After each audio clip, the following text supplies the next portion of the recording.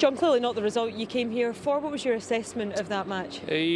Probably, especially first half, I thought we felt too passive, too soft and pressing, just allowed Rangers to pass whatever they wanted, and probably lacked a bit of belief. I said that to the players at half time. I just thought we played like we lacked belief, both in terms of how we defended and pressed, and with the ball we were just kind of passing it for the sake of passing it and just passing the ball on to someone else to do a job. So I thought second half we came out and we reacted well.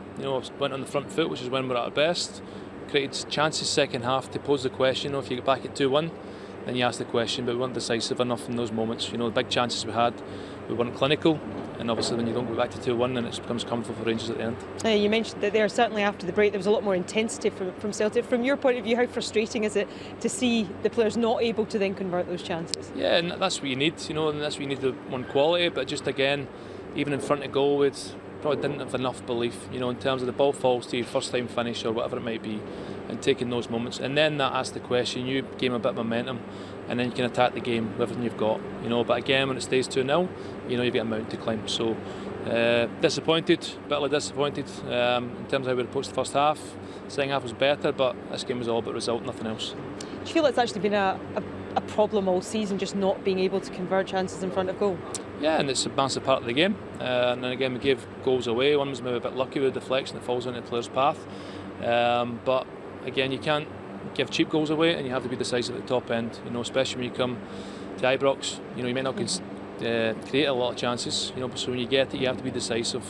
And that's where Rangers have been better than us most of the season. Do you feel that your players have to take more responsibility? Obviously, they're out there performing, but ultimately they haven't delivered this season. We do collectively, that's the thing. We don't isolate people. When we get success, everybody takes the plaudits together.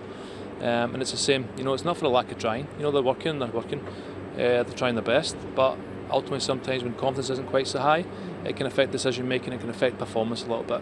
So I thought we were in a good position getting into this game. We've been playing well, got belief back, and then there was little glimpses first half where we lacked that belief again. So we have to go over that, and we have to show more character in terms of starting imposing our style in the games all the time.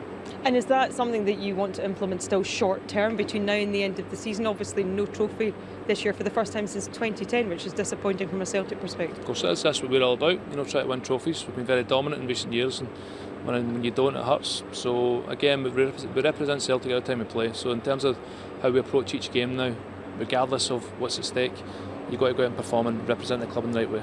We appreciate you talking to us. Thank you, John. Thank you.